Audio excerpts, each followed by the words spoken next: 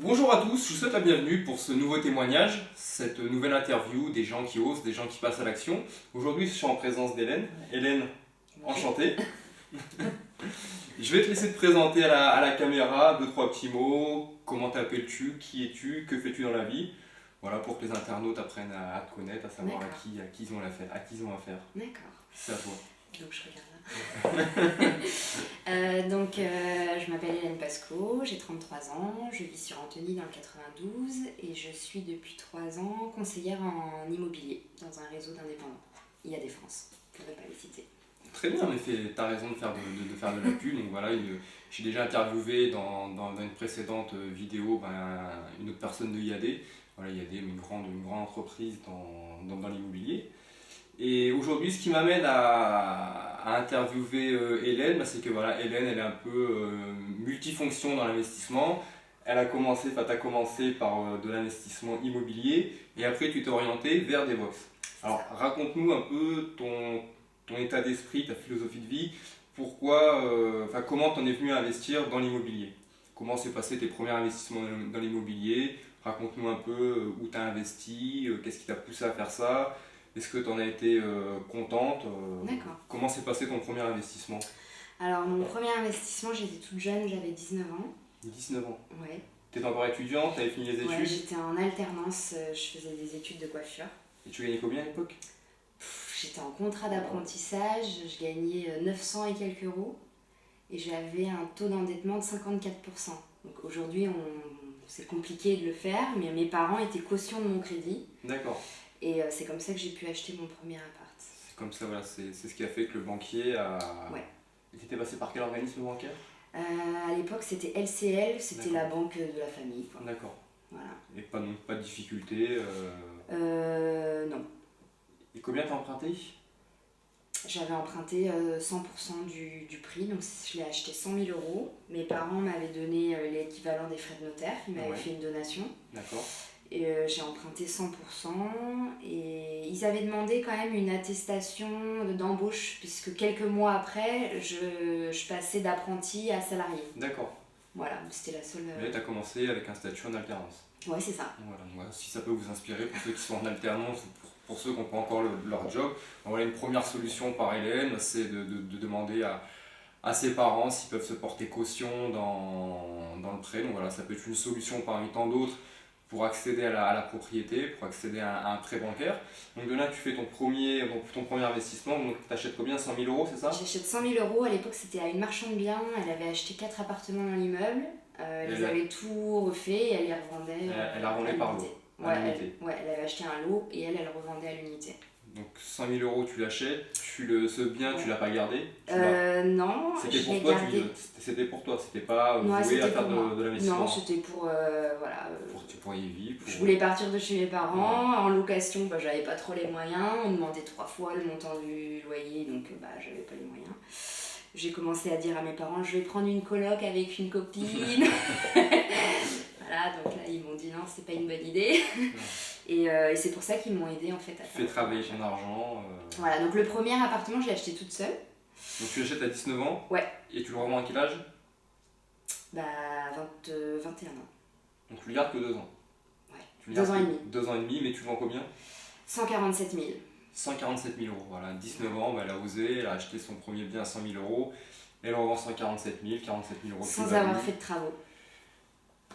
B9, voilà c'est ça. Gratos, 47 000 euros comme ça. Bon, c'était une bonne période, mais... Un apprentissage, ça a permis aussi de te former, d'apprendre l'immobilier, d'apprendre à te prendre en main, à payer les factures, à te responsabiliser. Ouais. Et c'est une formation que tu t'es fait payer 47 000 euros. Ouais, au final, mes parents n'ont jamais eu besoin de m'aider. Bon, par contre, je faisais un peu attention. Hein. Mais je m'en suis sortie toute seule. Non, bravo pour ce premier bien, d'être passé à l'action. Et tu t'es dit, on va peut-être renouveler cette opération. En fait, c'est surtout que j'étais enceinte. D'accord. Donc il fallait une chambre de plus. C'était un 2 pièces. Donc là, entre-temps, j'avais rencontré mon conjoint, donc on a cherché un 3 pièces. Ouais. Donc là, j'ai même pas fait de pré-relais à l'époque. On avait fait une vente en chaîne, je me souviens plus trop comment ça s'était goupillé. Tout s'était bien goupillé. Ouais, ça s'était bien goupillé. Et du coup, j'avais acheté un 3 pièces à l'époque 160 000 euros. D'accord. que j'ai pas gardé longtemps, que j'ai gardé 3 ans. Toujours moins de 5 ans. Ouais, bah oui, parce qu'entre-temps, j'avais eu ma deuxième fille. Donc il fallait une autre chambre. Voilà, c'est ça, elles sont restées 1 an toutes les deux dans la même chambre, mais bon, c'était un peu compliqué, c'était des petites chambres. Et là, ce deuxième bien, donc tu l'achètes combien? Donc le deuxième, je l'ai acheté 160 000 et je l'ai revendu 190 000. 160, 180, donc 30 000 euros encore de plus-value. Ouais. Donc on ajoute ça aux 47 000, donc ça fait 60 Oui, bon, alors il y avait quand même les frais de notaire, tout ça, mais je m'en sors bien. En brut, voilà, en brut, tu as 75 000 euros de plus-value en 5 ans sur 2 achats. Ouais. Donc là, après, tu rachètes un autre bien pour avoir une chambre supplémentaire, donc un F4. Voilà. Donc là, je change de secteur puisque là, je recherchais une bonne carte scolaire, donc j'atterris sur Antony. D'accord. Et là, donc on achète c'était un 4-5 pièces, 300 000 euros. D'accord. Donc là, déjà, c'était un crédit un peu plus important. Moi, je gagnais un peu mieux ma vie, mais c'était pas non plus. Voilà. Et celui-ci, on l'a gardé 3 ans. 3 ans. Voilà. Donc là, on a vendu parce qu'on s'est séparés. D'accord, donc ça c'est des choses qui arrivent, c'est Voilà, des choses de la vie. fait. Et tu le revends combien celui-ci? Alors celui-ci, je le revends, donc là je suis passée par une agence, je le revends 320 000 frais d'agence inclus, donc je le revends 310 000 net vendeur. Donc je gagne que 10 000 euros. D'accord. Sur un bien où là par contre j'avais fait un peu de travaux. Donc c'est un bien où tu n'as rien gagné au final. J'ai rien gagné et j'ai perdu même un peu les frais de notaire. Les frais de notaire. Voilà. Ou par contre je suis restée 3 ans dans un appart top et voilà. Pas toujours gagné, mais voilà, au moins pas gagné à tous les coups. Pas gagné à tous les coups, au moins t'as pas perdu d'argent. Non, j'ai pas perdu d'argent. Et c'est ce qui m'a permis de rencontrer celui qui m'a intégré dans le réseau dans lequel je suis aujourd'hui. Et c'est comme ça que j'ai fait de l'immobilier derrière. Parce qu'à la base, j'étais encore coiffeuse à ce moment-là. D'accord, et t'es passée de coiffeuse à chez IAD France. Exactement. Voilà, donc voilà, quand Hélène s'autorise tout, s'autorise, diversifie ses investissements, diversifie ses métiers, parce que voilà, bon, je pense que dans ta vie, tu n'as pas forcément de limite, tu as envie de faire un truc, tu le fais. Coiffeuse, agent immobilier, je vais acheter un premier bien, pourquoi pas un deuxième, pourquoi pas un troisième. Et après, donc, tu le revends, mais là, tu prends après une location. Ouais, c'est ça. Tu as une belle opportunité donc, qui s'ouvre à toi, tu prends une location. Et l'immobilier, donc pendant plus de 5 ans, tu as fait des achats-reventes, tu as appris plein de choses. Mais après, tu orientes tes futurs investissements vers autre chose, vers les box. C'est ça, c'est qu'en fait, jusque-là, j'étais salariée et là, je passe dans un premier temps auto-entrepreneur, donc avec des salaires variables. Ouais, et là, tu n'avais pas 3 ans de bilan. J'avais pas 3 ans de bilan. Voilà. Donc c'est pour ça que je suis partie en location. C'est que acheter toute seule et sans revenu fixe, c'est compliqué.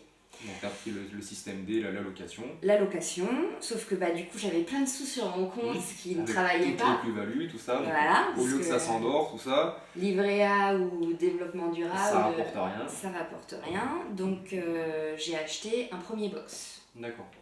Alors pourquoi donc le box? Pourquoi Parce que je l'ai acheté comptant. D'accord. J'ai pas pris de crédit, donc je prenais pas vraiment de risque. Un box, ça perd pas de valeur. Ça bouge pas de trop. Je pense qu'on a rarement de problème d'impayé, en tout cas moi j'en ai jamais eu. Il n'y a pas de problème d'expulsion si mauvais payeur, puisque c'est beaucoup plus facile à gérer. Il n'y a aucune gestion. Donc tu achètes un premier box, tu payes combien ton box? 15 500 euros. 15 500 euros, et au jour d'aujourd'hui ça se loue combien? 110 euros. 110 euros. Ouais. Donc tu es satisfait, tu es content de ton premier box. Tu mets combien de temps avant d'en racheter un deuxième? Écoute, le premier, je te mets des petites Hélène nous a fait toute une comptabilité, une super comptabilité pour s'y retrouver dans les chiffres. Donc le premier, je l'ai acheté 15 500 euros. En décembre 2014, le 1er décembre. Tire un loyer de 110 euros. Ouais. Donc une très belle rentabilité, à peu près du 8% brut. Et donc voilà, pour ceux qui voudraient investir dans des box, donc parle-nous un peu donc les charges trimestrielles. Donc je vois que c'est très variable, ça va de 31 euros, ça va de 27, 31 jusqu'à 67 euros par trimestre. Donc c'est vraiment des charges qui sont c'est vraiment dérisoires. Ouais. Quand vous prenez la 27 euros, ça fait même pas 10 euros par mois. Donc c'est vrai qu'à côté c'est un box, mais c'est très peu d'entretien, très peu de frais. Et parle-nous par rapport aux box, pour ceux qui voudraient se lancer pareil dans les box, faut prévoir quoi? Est-ce qu'il y a une taxe foncière? Est-ce qu'il y a une taxe d'habitation? Donc il y a une taxe foncière. À partir du moment où on est propriétaire, il y a une taxe foncière. Donc sur un box, c'est entre 70 et 110 euros. D'accord, donc 100 euros à l'année. Donc dérisoire. Tout à fait. Il y a une taxe d'habitation uniquement si on est... Ça c'est intéressant, écoutez bien. La petite uniquement astuce si on a notre résidence principale à moins d'1 kilomètre du box, piéton, trajet piéton. Donc moi j'ai toujours acheté à plus d'1 kilomètre. Voilà, j'en ai 2 à 1,1 km parce que je me dis le jour où il n'y a plus de locataires, on ne sait jamais, et le jour où c'est moi qui fais ma déclaration, je ne veux pas payer de taxe d'habitation.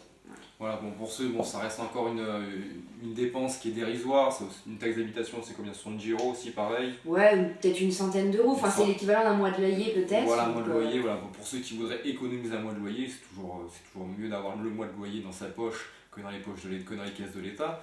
Mais voilà, quand vous achetez un box, comme vient de vous le dire Hélène, il faut de préférence l'acheter à 1 km de votre résidence principale. Si vous l'achetez à moins d'1 km, donc comme tu me l'as dit, tu es aux impôts, et c'est 1 km piéton. Donc, c'est-à-dire ils font le calcul avec nous sur Mappy Piéton. Donc, je te dis, je suis à 1,1 km. Et c'est ce qui a fait que Hélène m'a été exonérée de cette taxe. Taxe d'habitation. C'est une petite astuce. Voilà. Donc, si vous hésitez entre deux box, il y en a un qui est à 800 mètres et l'autre qui est à 1,1 km, prenez celui qui est à 1,1 km. Ça vous fera économiser une centaine d'euros. Alors, la taxe d'habitation, si on le met en location, c'est le locataire qui le paye, comme pour de l'habitation traditionnelle. Donc mes locataires, je leur donne l'astuce aussi. Moi, c'est des box qui sont utilisés uniquement pour du stockage et pas pour du stationnement. D'accord. Donc jusque les 3 premiers, c'est des gens qui de toute façon habitaient à plus d'1 kilomètre. La dernière qui m'a loué le dernier box mercredi, elle habite à 150 mètres. Donc elle, forcément, elle allait payer la taxe d'habitation. Mais elle a une autre adresse à Arcueil, donc à 6 km. Et du coup, on a fait le bail à son autre adresse.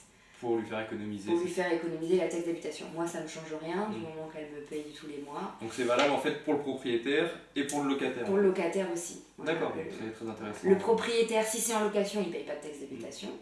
Mais par contre, c'est le locataire qui doit la payer. D'accord. Donc, si vous êtes locataire d'un box et que vous payez 150 euros de taxe d'habitation, renseignez-vous justement avec cette petite astuce pour voir si vous avez payé une autre adresse fiscale ou alors ça peut être une astuce pour économiser une centaine d'euros, donc c'est bon à savoir. Et du coup, tu es parti sur un deuxième, un troisième. Donc le deuxième, rapidement, 15 jours après.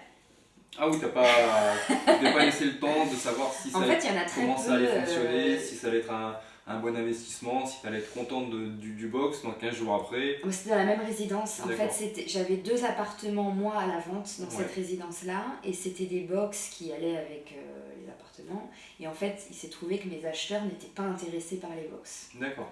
Donc en fait, j'ai vendu les 2 appartements la même semaine. D'accord. Et j'ai acheté moi les box. C'est comme ça aussi que j'ai pu les avoir aussi facilement, puisqu'il n'y en a pas énormément sur mon secteur. D'accord. Voilà. Et ensuite, on a un troisième qui intervient le troisième, 2 ans plus tard. Ouais, 1 an et demi plus tard, il n'y en avait pas. Donc je me suis mis des petites alertes sur des sites. Je suis à l'affût, mais il n'y en avait pas jusque-là. Et encore celui-ci, j'ai su par bouche à oreille qu'il allait être mis en vente. D'accord. En fait, c'est un secteur un peu de niche, les box. C'est un secteur qui est très recherché. Ouais. Il y a beaucoup de demandes pour peu de produits. C'est ça. C'est pour ça, systématiquement, ils sont loués le jour de la signature de l'acte authentique. Je sors de chez le notaire avec les clés, j'ai mon locataire. Raconte-nous cette anecdote du 4e achat qui vient d'intervenir. Voilà, donc mon 4e achat, j'ai signé mercredi, j'ai mis une annonce vendredi. Donc tu as mis une annonce en fait 2 jours avant. Ouais, c'est ça, le week-end juste avant, puisque je partais en week-end en fait. Donc juste avant de partir en week-end. En disant que tu allais acquérir un nouveau box. Voilà, j'ai mis l'adresse, j'ai précisé que c'était avec un bail, puisqu'il y en a beaucoup qui veulent faire ça de la main à la main. Ouais. Donc voilà, j'ai précisé que c'était avec un bail de minimum 1 an. Que je sortais de chez le notaire à 14h et qui serait disponible à 16h. C'est ça. Et à 16h, il y avait le locataire qui était là, qui t'attendait. J'avais plusieurs personnes qui m'attendaient, et en fait c'est le premier, on a signé le bail sur le capot de la voiture. Voilà. Première arrivée, premier servi. D'accord, donc pour récapituler tout ça, donc les box, donc très peu de charges. Tu as des charges de GoPro, donc comme on vient de vous le dire, c'est à peu près entre 10 et 30 euros par mois, on va dire, pour les charges et 20 euros par mois pour les charges de GoPro. Tu as la taxe foncière, une centaine d'euros, pas d'entretien à faire. pas de réparation, pas de prise de tête avec Alors un il faut l'assurer, locataire. donc il faut assurer les murs. Ouais. Donc là une petite astuce aussi, j'ai le droit de citer les assurances ou pas? Tu peux dire tout ce que tu veux, c'est à toi. Donc pour mon assurance habitation, j'étais à la Massif. Ouais, Et en fait, la Massif me demandait 90 € par an et par box. ouais, Donc j'étais avec eux pour les 2 premiers box. Sauf que 90 €, je me dis c'est presque un mois de loyer quand même, il y a peut-être moyen de trouver autre chose. Donc j'ai changé d'assurance, je suis allée à la Maïf. ouais, Parce qu'à la Maïf, j'ai payé 50 € de plus pour mon habitation. ouais. Sauf qu'on a le droit jusqu'à 300 mètres carrés d'annexe, quelles que soient les adresses. D'accord. Donc je peux acheter quelques box Ouais. encore avant de payer plus cher. Donc Ah, ça me coûte 50 € il de regroupe, plus. il regroupe tout tes... Ouais, tous mes box. D'accord, Comme si c'était une seule adresse. Ils sont tous déclarés avec des adresses différentes d'accord. et j'ai le droit jusqu'à 300 mètres carrés. D'accord. Bah, c'est une astuce aussi, tu fais bien d'en parler, moi c'est une astuce aussi. On va parler, comme tu as lancé le sujet sur les assurances, je vais continuer de développer ce sujet. En fait, moi je suis au Crédit Agricole pour les assurances de mes biens. Et en fait, il s'avère que dans une résidence où j'ai 5 lots à Noisy-Grand, en fait je paye pas 5 assurances. En fait, je paye pas, l'assurance du Crédit Agricole ne considère pas que j'ai 5 studios. Il considère que j'ai un lot qui correspond à un F5. Et en fait, ils me font payer l'assurance pour un F5. Qui est beaucoup plus intéressant. Qui est beaucoup plus intéressant que de payer 5 assurances. Alors au final, tous mes biens sont bien assurés, mais dans le tarif, dans la barre et dans la fourchette tarifaire, bah, je paye pour un F5 et non pas pour 5 studios. Ouais. Donc voilà, ça c'est mon assurance qui est au Crédit Agricole. Voilà, c'est j'ai pas trouvé d'assurance plus compétitive que ça. Et j'en suis très très satisfait. Ouais, parce que ça peut jouer, hein. Voilà, il y a la taxe foncière, il y a les charges, il y a l'assurance, c'est à prendre en compte. C'est une très bonne astuce entre l'assurance et la taxe d'habitation qui aurait pu te faire perdre 2 mois de loyer sur 12. Donc c'est ça change la rentabilité. Ça change complètement la rentabilité, c'est pas négligeable. Si vous avez la fibre de vouloir investir, mais que que l'immobilier vous fait peut-être un peu peur, que voilà, comme Hélène, vous n'avez pas envie de vous prendre la tête avec des locataires, avec les problématiques d'expulsion, les lois hivernales et compagnie, bah, tout simplement, au lieu de laisser votre capital sur des comptes qui dorment et qui rapportent strictement rien, bah, faites comme Hélène, faites-le travailler en achetant des box, voilà, ça travaillera, ça vous rapportera de l'argent. En minimisant les prises de tête, les problématiques, voilà. Donc pour ceux qui seraient dans cet état d'esprit, bah les box, ça peut être comme les places de parking, ça peut être une très très bonne solution. Je prépare ma retraite. Tu prépares ta retraite, t'en es à 4. Aujourd'hui, t'en C'est as... pas pour tout de suite. à ce rythme-là, un box tous les ans, 100 € en plus tous les ans, C'est ça. ça peut aller vite. Bah oui. Et quel est ton objectif maintenant que t'en as 4? Tu vas en acheter un 5e, un 6e? Ouais, j'en ai un 5e en vue. J'aimerais bien pouvoir continuer à en acheter un tous les ans. D'accord. Voilà. Non, bah, très bien, très bel objectif. 110 € par mois, multiplié par le nombre de box. Voilà, ce qui fait que tous les ans, ton salaire augmentera de 110 € par mois. Oui, c'est ça. Voilà. Non, bah, merci Hélène pour cette interview, pour ce Merci témoignage, pour avoir véhiculé ton expérience de l'immobilier et des box. Si cette vidéo vous a plu, n'hésitez pas à la partager à un maximum de personnes pour qu'il y ait un maximum de gens qui puissent s'enrichir de ce témoignage et de ton histoire. Moi j'ai appris beaucoup de choses sur ton histoire, sur ton état d'esprit, philosophie de vie, sur le domaine des box. Donc à mon tour, je sais que tu l'as déjà lu, je vais t'offrir mon livre. Donc mon livre, comment je me suis constitué un patrimoine de plusieurs millions d'euros avec un salaire de 1 750 €. Voilà, si tu veux, ce sera l'occasion de l'offrir à quelqu'un, si dans ton entourage il y a quelqu'un qui veut se lancer dans l'immobilier, qui hésite, qui ne sait pas comment faire, qui manque un peu de motivation ou de compétences, d'astuces, ceci, cela, je pense qu'il y a tout là-dedans et je pense que tu pourras faire 1 euro. Merci beaucoup. Merci Hélène. Merci à toi. Bonne continuation dans tes box, dans l'entrepreneuriat, dans tes investissements. Et à la prochaine. À la prochaine. Merci de m'avoir suivi, merci de nous avoir suivis et je vous dis à bientôt. Bye bye. Bye.